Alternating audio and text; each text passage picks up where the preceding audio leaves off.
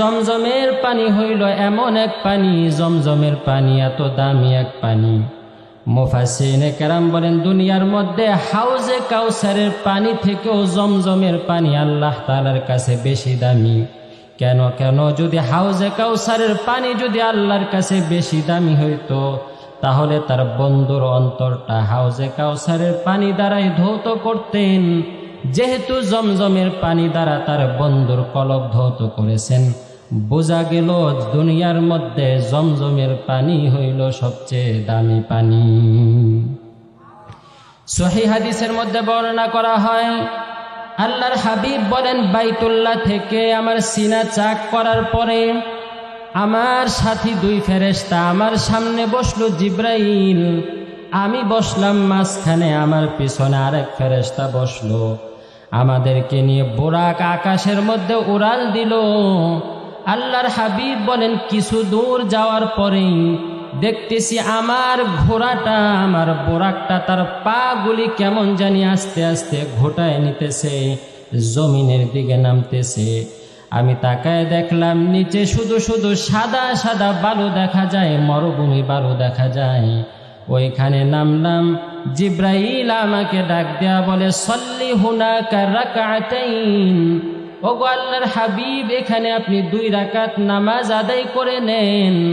আমি ওইখানে 2 রাকাত নামাজ আদায় করলাম। জিব্রাইলকে জিজ্ঞাসা করলাম, ওগো জিব্রাইল এটা কোন জায়গা? জিব্রাইল উত্তর দিতেছে, হাজা ইয়াসরিব, এটা হলো ইয়াসরিব, বর্তমানে এটার নাম হলো ইয়াসরিব। অচিরেই আপনি মক্কা থেকে মদিনার মধ্যে যখন ইয়াসরিবের মধ্যে যখন আপনি হিজরত করবেন, এটার নাম আর ইয়াসরিব থাকবে না, তখন এই শহরের নাম হয়ে যাবে মদিনাতুর রাসূল। আল্লাহর হাবিব সাল্লাল্লাহু আলাইহি ওয়াসাল্লাম বলেন, ওইখানে নামাজ আদায় করে একটু পরে আরেক জায়গার মধ্যে বুরাক থামলো। জিব্রাইল আবার বলতেছে, সল্লি হুনাকা রাকাতাইন, এখানেও আপনি 2 রাকাত নামাজ আদায় করে নেন। আমি জিজ্ঞাসা করলাম এটা কোন জায়গা?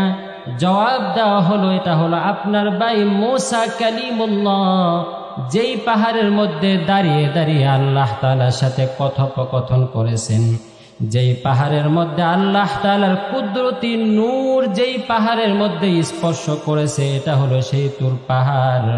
ওই পাহাড়ের মধ্যেও আপনি 2 রাকাত নামাজ আদায় করে নেন। একটু পরে আরেক জায়গার মধ্যে গিয়ে থামলেন। বলা হইল নামাজ আদায় করেন। নামাজ আদায় করে জিজ্ঞাসা করা হলো কোন জায়গা?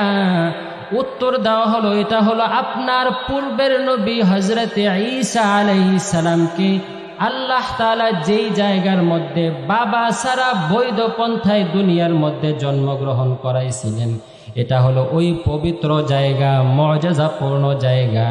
এই জায়গার মধ্যে ঈসা আলাইহিস সালামকে আল্লাহ তাআলা জন্ম দিয়েছিলেন। মুসলমান ভাইরা আমার খুব ভালো করে বুঝবেন, আল্লাহর হাবিব সাল্লাল্লাহু আলাইহি ওয়াসাল্লাম